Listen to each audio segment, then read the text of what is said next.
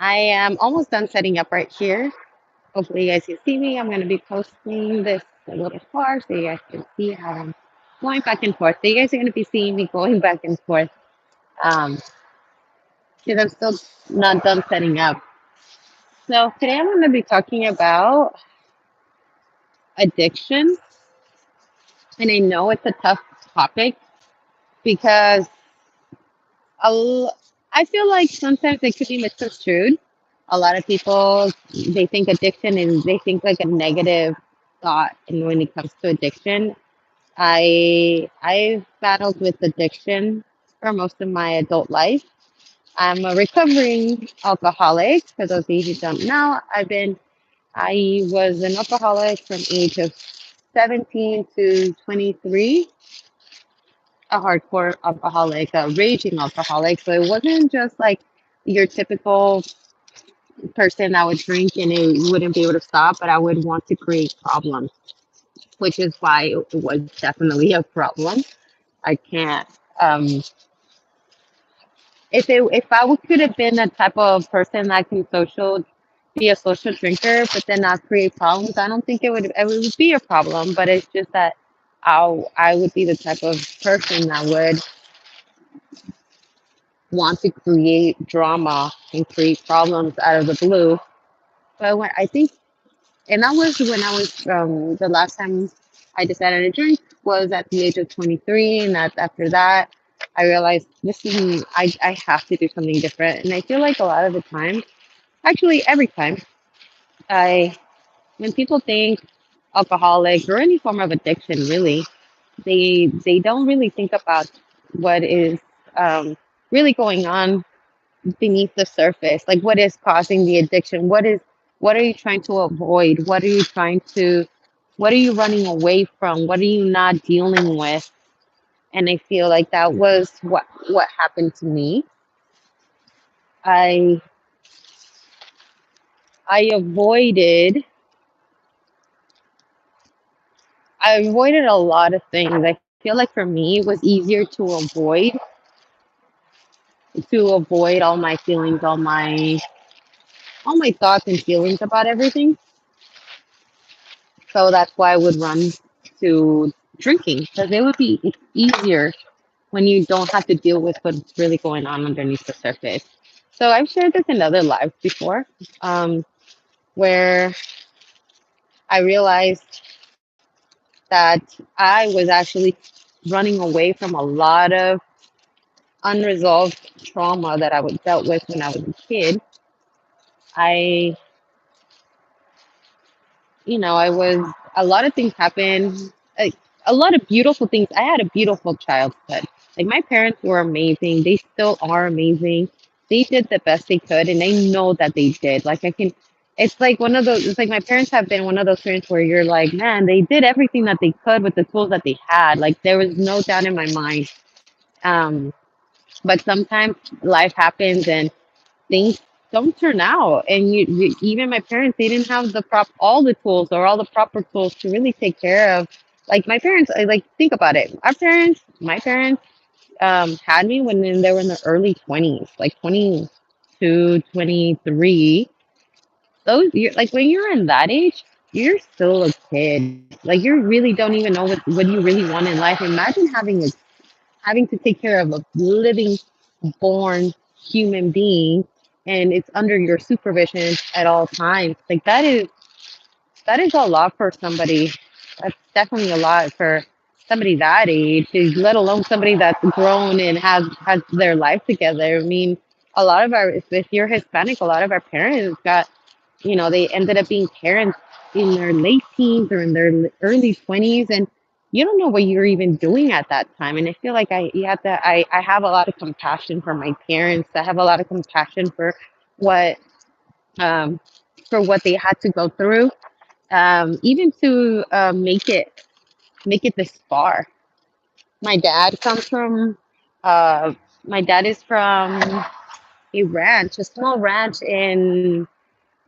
um, excuse me. My dad's from a small ranch in Hidalgo. So for my dad, Imagine coming from to a completely different country. You don't even know the language. My dad shared, oh, so many times how he he came to this country and he was the first one to come to this country. So when he came here, one of his first jobs was to be in the strawberry field. And since back then it was just him, he didn't mind. Like, okay, he would finish working, and can you guys hear me? Hello, can you guys hear me clearly with my earphone? Because I only have one on. So my dad, when he first came here, it was just him, so he didn't have to worry about. I mean, he obviously had to worry about where he's gonna sleep, what is he gonna eat, coming to a foreign land, not knowing anybody, not even really understanding the language. Like my dad had to start from scratch. Hello, can you guys hear me? Can you comment yes if you can hear me right now?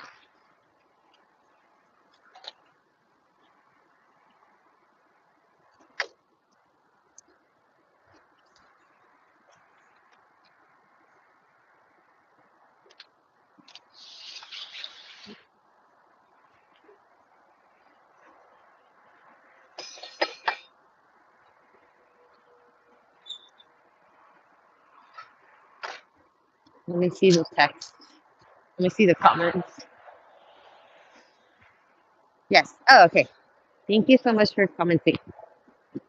And I'm getting stuff inside I'm getting stuff out of the car, so that's why you see me coming in, and so my when my dad came to this country, he was he he literally it was only what he can carry, and so he had very little. So when he got his first job in the strawberry fields, I know it's very typical. Like a lot of people, like that was their first job if you came here back in the I think 80s and 90s. Very typical for people to get a job there. And so my dad, he would finish working from at the cotton fields, and then he would go on the corner of the field, and then he would go to bed and just lay down on the field. That was his bed. That was, I guess, quote unquote, his room. He was that's like what he that's all he didn't have anything else. So that's literally how my dad should like how he started in this country, and I give him so much props. Like imagine that was you or me. Like it's a foreign country. You don't know anyone. You don't even understand the language, and all you know is that you have to work hard because you have to make money to send back to Mexico, and that's what my dad did. And so coming from that background, I'll put it I'll put it here. Coming from that background, like my dad, I'm gonna be right here. Coming from that background, I know my dad did the absolute best he could. And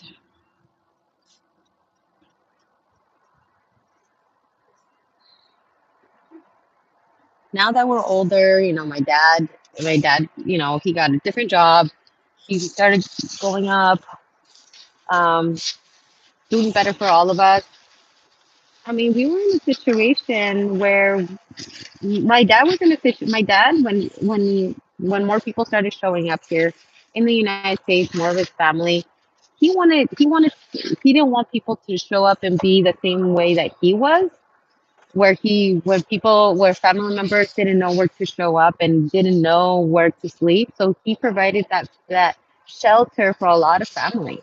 So a lot of family came from like my mom's side of the family or my dad's side of the family. They would come straight to our house if they're coming from Mexico. We would be that shelter for them. Imagine like being that my dad didn't want other people to go through the same suffering that he did, that he decided to make his home that shelter for a lot of people. That's the type of person my dad is. That's my dad. And he's always been like that. He's always been very like giving for people. He's very conscious of people. I love that about him. I think that's what made me the same way. And sadly, when he was as he's still in his 20s when he decided to make all of this stuff, like he decided to be this way. Obviously, when you open the doors to family members, there's all sorts of family members. You don't even know really who family is until you start actually living with them. So dad had to very quickly, he had to learn that a lot of family are good people, and some people are not that great. And it's not that they're trying to be bad, it's just that they just don't have the same values. And so my dad opening his home with me and my sister in it, like it opened the door to a lot of good and a lot of bad people. Sadly, one of those same people was my uncle, and he did things to me when I was a kid that you shouldn't be doing to a kid. A kid shouldn't be experiencing that stuff, and that's what one of my uncles did. My dad and my mom and my dad didn't know what was going on. I was around 6 or 7 years old when all of this stuff was happening, and so I grew up having somebody like that in my home. And that uncle did not, he stayed with us for years. He stayed with us for years and he didn't, um, so I always had to see him. And so growing up with that, it was really hard. I had to kind of like pretend like nothing was happening. I was a kid. I didn't know. I knew that it was wrong. I knew that it was bad. I knew that if it felt right, then it would be. If it felt right, it would be good. But obviously, even as a kid, you know these things. Your kids are not dumb. That's why when if a kid or if your kid ever tells you that they're dealing with something, like really listen and really dig in because you never like. A lot of the times, they're not trying to do it to get attention. A lot of the times, they're trying to figure things out as they go, just like the rest of us. But they if they tell you something, believe them because there's why would a kid want to make up something so bad just to get attention or just because anything else than besides saying the truth. So I remember feeling like wow, like that since I was so my uncle lived with us till I was 15. I obviously grew up with that trauma. I grew up with all of that happening, and my parents did not know a thing. And so obviously when I got older, when I hit 17, I mean that uncle no longer lived with us, but I was stuck with that that that stuff that was happening with me. That stayed with me. And that stayed with me till now. Like it's stuff that stays with you forever. It molds you, it shapes you. And I think and I know that that's why I became an alcoholic starting at 17. As soon as I figured out that I can get something to numb myself, I chose to do it. I chose to do it. I chose the right type of friends. I chose people that were older than me. So because I knew that they can get me alcohol. I knew that oh, let me clean my lens real quick, you guys. Um, so I knew that I can get alcohol. So I knew how to get alcohol, and so that's what I did. I started hanging out with a slightly older crowd, um, partying a lot, doing all sorts of things. So by the time I was 23, I was already a raging alcoholic, not knowing how to deal with my emotions, not knowing how to deal with um, life in general. Because now I learned how to just avoid life. Like that's what I learned out of being an alcoholic. I learned to avoid things really well. And not to, and I'm sorry, and if it ever feels like I'm shaming anybody that is going like that does love drinking, that's not my intention. That will never be my intention because everybody deals with things differently. This is just the way that I dealt with it. I avoided things out of drinking. That doesn't mean that everybody does it. That everybody that drinks avoids things. Like no, some people literally can do it out of just having fun. And I honestly wish I could be one of those people. Sadly, I'm not. Um, so I I became a raging alcoholic. And so it got to the point where I almost got kicked out of my house because my parents didn't know how to control me. They just knew that I wasn't doing anything with my life. I was only wanting to party and drink, and they did not know how to control me. They did not. I was starting to get fights with my dad. It got my dad never. His answer is never to hit anyone. Like that's not the type of person my dad is. But it literally got to the point where he one day he had to pick me up from a party and he slapped the Jesus out of me because I was so drunk and I was acting like a fool in front of my dad to my dad. And I remember just like being super drunk and all of a sudden I was on the floor. Like that's how bad that hit was. And let me tell you, I deserved that. My dad, I know it hurt my dad more than it physically hurt me, but I needed something to shake me up because I already knew that if like he literally felt like he had to hit me to get some sense out of me, there was obviously something going on with me, like there was something there. And so it got to the point like my dad, my mom, and my dad like they didn't really want me at home anymore, and that's when I was already realizing like, oh crap, I'm about to lose my family. Like I'm legit, I'm about to get kicked out. Like this is not even a joke anymore. It's not like a perhaps. Like no, they're literally having a conversation, and like they literally are having a conversation that I need to find a place to go. And I remember thinking to myself, was like, oh my God, I'm about to lose my family. If I go, I know I'm probably never going to see them again because I know myself. I would probably be too proud to want to come back. I would be too ashamed to talk to them. So I knew I had to do something. And thanks to my sister, I went to this program. It's called Landmark. It's personal development seminar. And I, I remember thinking like, that this was my last my last way pretty much like if this does not work then it doesn't work but I'm gonna at least give it a try. I'm gonna give it one last hurrah before I get completely kicked out. Like this is my last choice. Like it really did feel like that. It was really like that actually, so it wasn't like it felt like that, it was really like that because I by the time that my dad hit me, I just remember thinking like this is not my like why is this my life? Like why am I like this? Why am I even like this to myself? Why am I hurting myself like this? Like what is it that I'm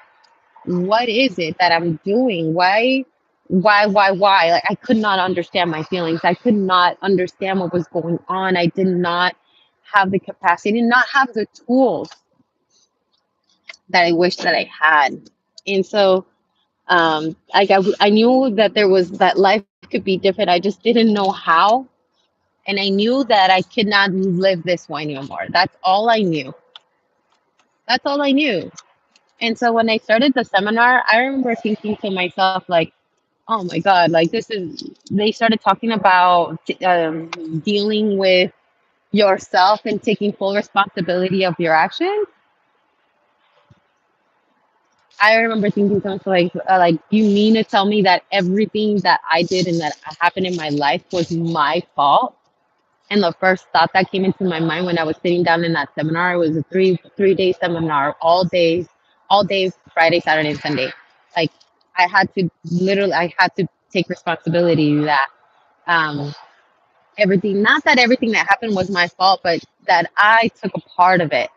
So that doesn't mean that what my uncle did to me, like I provoked it, but that I didn't do. But what I did do was cause suffering for a decade after that. Like that's what I need to take responsibility for. And I remember thinking to myself, I was like, this is not fair. Like this, I'm the victim here. This is not like why why do I have to take responsibility for something that happened to me? Like my life fucking sorry for cursing. My life sucks because it's like I can't even trust people because if I trust people, this is what happens. Like somebody like my uncle could come in and continue to do stuff and do bad things to me, and I'm like that's what's gonna happen if I trust people. And let me tell you, I did not trust people. I had friends, I had people I called friends, but I did not trust them. I did not have like those deep conversations where I would I would want to share everything. Like that was not me. And if I would share something, I was drunk, and it was probably out of being loose through the drinking, but it wasn't like completely authentic, if you understand. Like I'm not sure if I'm getting through the message, like getting the message through. So I did not know how to let people in because I did not know how to trust people because I stopped trusting people back when I was like 7 years old. So I remember like sitting there and they gave us some tools of how to deal with stuff. And everybody in that room was dealing with something, which made me realize everybody in life is dealing with something. Everybody in life, like whether you see it, whether somebody's having a smile on their faces. I used to be somebody that was always smiling. I love hanging out with people and having this type of tone. And like I love being with people. I love like meeting new people. Let's party together. Like that's the type of person I was. You would not think that there was so much sadness going behind all of that. Like you would not assume that. And so I remember like sitting there, like they gave me some tools on how to deal with stuff. And I just remember thinking to myself, like, finally, like, wow, like, if I take responsibility of everything that happened, maybe not what happened to me when I was a kid. I couldn't stop what was happening because I was a kid and I didn't even know what I couldn't comprehend what was happening. And so I remember, like, thinking to myself, um, but I can take full responsibility of what happened after and all the harm that I caused myself. I had to seriously sit down and tell myself, like, I'm sorry, like, and I pictured like the little version of me, and I told her I'm sorry, and I hugged her in my mind, like while I'm like right now, like how I'm hugging myself, but I was picturing the little version of me. Like I wish that somebody would have hugged me and told me that everything was okay, but I provided that for myself, and I felt like there was a certain part of me that forgave, like I forgave myself. It was very beautiful, and so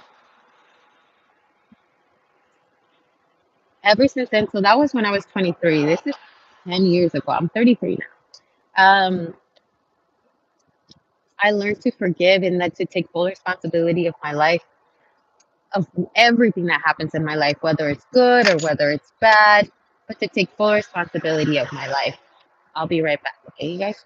You can still hear me though. To take full responsibility of my life. And so I've always and I realized that the reason why I fall into addiction and to being an alcoholic was because I was dealing with avoiding, and this is just a like I was avoiding things. It's just that it's a different level of avoidance. It's a different level, but everybody has it. Everybody has it. Everybody avoids something. Nobody in this world has it all together and is their life is perfect. There's just no such thing because out of all the seminars, out of all the books, out of all the programs that I've done, out of like even programs that I've coached, I even started coaching programs because I got so into this of like the human psychology and why people are the way that they are. I dug in so much for so many years since I was 23 till now, till 33, that I realized like, wow, like everybody deals with it. No matter how many programs I go to, everybody deals with something and everybody tries to avoid it in some way. So everybody has some form of addiction, whether that's on being on the phone all the time, which a lot of people have now because it's every app is they made it so addicting that it's hard for you to look away. Some people are addicted to working. Some people are addicted to exercise. Some people are addicted like to coffee. Some people are addicted to drinking. Some people are addicted. They like the reason why they're addicted is because they're avoiding. So the way that they avoid is through drinking. The way that they avoid is through smoking. The way that they avoid is through working so much. The way that they avoid is by being with their partner a lot, being codependent. Like so many people, like everybody deals with it in different ways. It's just that it depends on how you do it, but everybody has it because we're all human. We're all human. Even the monks that you would think like, oh, these people are meditating all day, they deal with it. they deal with it. And I know because I do a lot of meditation. I have tried so many different things, so many different ways of like experiencing like what it is to be human, and that comes with meditation, that comes with programs, that comes with books, that comes with so many things. I can talk so much about this because I for the last decade I've penetrated myself so much with so much of this knowledge and to get it in so many different sources. And it's just absolutely like astonishing how much you can learn and like how much compassion you can have by knowing that everybody in this life, like they're avoiding something in some shape or form. And if you have compassion for people, like if you have compassion that everybody, it's not just you who's going through it. If you're sad and you don't even understand why, then maybe there's something underneath that you haven't dealt with, and it's okay because everybody has something. We all have it. We all have it. And one of the tools that I wanted to share that has been definitely helped me a lot lately with like my addictive behavior, which I still think I'm addicted, like I have an addictive behavior, but it's more like an avoidance. And now I see it as like an avoidance behavior is like one of the tools that has given me so much, um, like it has given me so much like happiness. And I'm sorry if I close my eyes sometimes as I'm talking, it's because I feel like when I look at the screen, I get distracted by looking at me or looking at the camera. So sometimes when I talk, like I close my eyes, and I'm sorry if it's like a little weird because it's just like the way that I tune into my like myself without having to be distracted with anybody else or anything else. But or if I look down as I'm trying to tap into the sincere part of me. And so like one tool that has absolutely helped my life this last months. Okay, because I've been doing this for months. And if you're dealing with something, if you're dealing with being unhappy, if you're dealing with, or you're avoiding anything in your life, avoiding responsibilities, avoiding maybe work life, avoiding something with your partner, or dealing with an actual problem, like I want you to think like this is what has helped me. And it's if you haven't meditated, like it really is so simple. It's so simple to meditate. Sometimes you can just close your eyes or sometimes it's literally like walking your dog without having a device or walking to the park, let's say, without having to have anything to get distracted besides just you being on that walk. That's a form of meditation. Even exercise, if you're not using like the headphones, or even if you're using the headphones, but you're so in it, you're so in that one, like like if you're so in that thing that you're doing without any form of distraction, that's a form of meditation. So the meditation that I do every morning, and it's half an hour. And I know half an hour sounds like a long time, but you can start with like 2 minutes. You can start with like put your timer for 3 minutes. But it's like something like that it has helped me a lot is just realizing that people are going through they're going through their own pain, they're going through their own people are in this world, they're suffering in any shape or form, whether it's somebody that's like has all the money in the world, and they maybe somebody that has all the money in the world, maybe what they're dealing with is that they can't have somebody to fully trust because you know that people are going that people look for them for their money, or it could be or it can be somebody that's extremely poor that wishes that they had money. That's a form of like the like suffering. And if you really get that everybody in this world is suffering in some shape or form, no matter if you have everything, there is some form of suffering that that person is going through. You have so much compassion for them, but you also have compassion for yourself and knowing that you're not by yourself.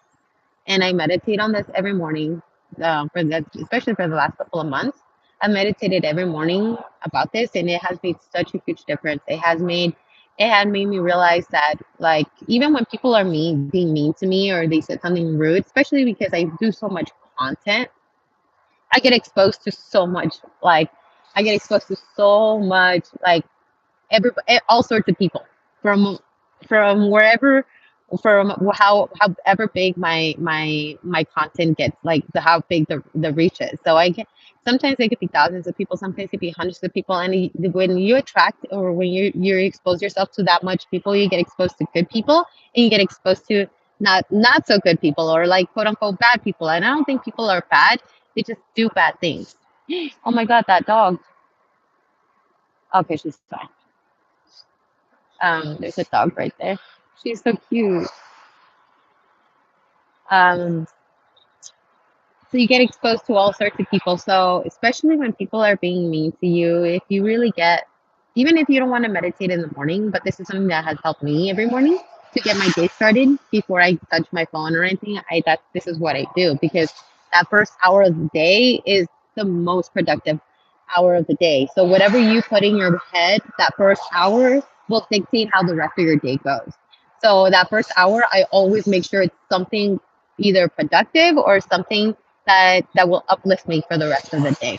Most of the time, it's just productive because I love being. I'm super productive. Like I guess now, I consider myself like a workaholic, but I'm learning to balance it out. I guess that's my form of avoiding, right? Like working a lot.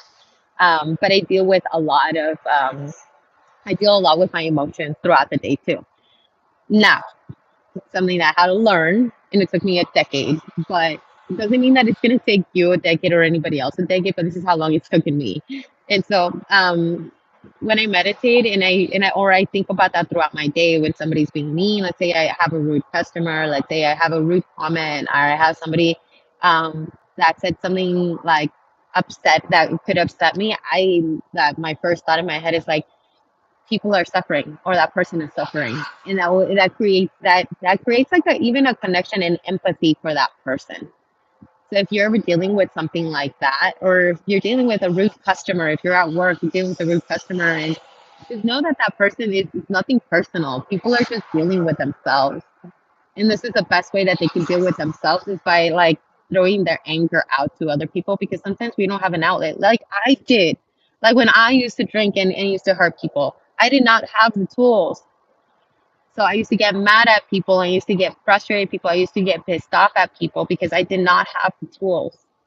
And if you understand that some people were not, they didn't, that they weren't born into having these tools, and these tools a lot of the times like they're only out there if you really look for them, and most of the time some people don't look for them because they don't even know that they exist. So having empathy for people and that they're going through something, and that has helped me so much. Every morning I meditate on that. Every morning i i i I think about that, and I'm more available to people. And I guess that's what I wanted to talk about this morning. I was talking about addiction, but then also providing something that can be a benefit, not just for me, but for benefit for people. And I feel like every time I go live, it's something amongst this, because this is what I love talking about. If you guys see all the other lives, because this live, this channel is our business channel, and it's being run by my dad, my sister, and me. So there's three different types of content in this channel. This is like the type of content that I like to talk about and I like to say and do, because this is what impassionates me. This is what gives me life. This is this is how I am of service to people.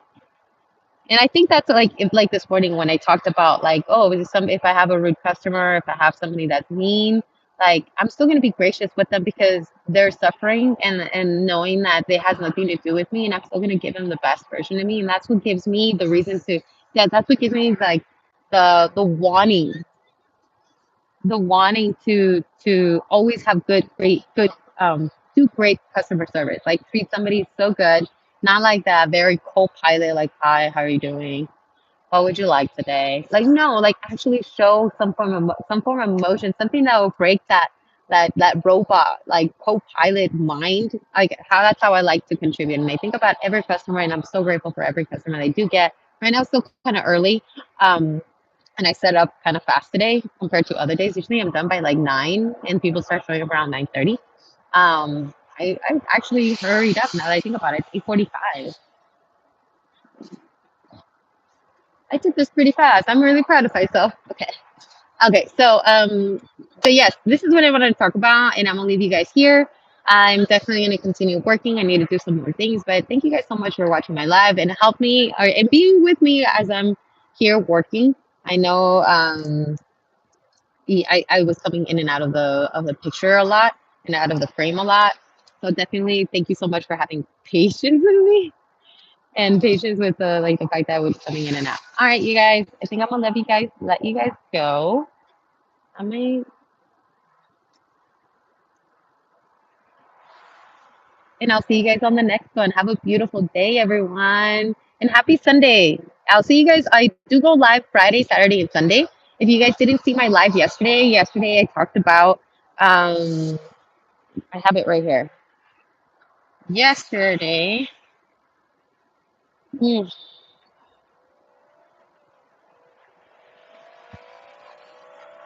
I'm so sorry. I wish I would have had this information earlier. Um, but yesterday I think I was talking about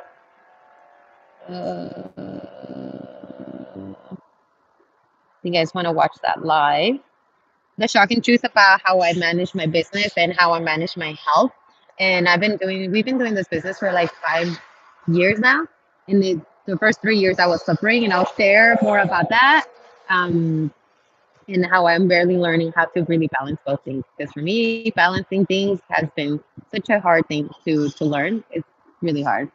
But that's what my life is about. That from yesterday. If you guys want to go watch that one, and if not, I'll see you guys on Friday because I do go live Friday, Saturday, and Sunday for just a little bit, like half an hour. Sometimes like for an hour. If some people say they love chatting and staying in commenting. But besides that, I'll leave you guys. Have a beautiful Sunday, and I'll see you guys next week.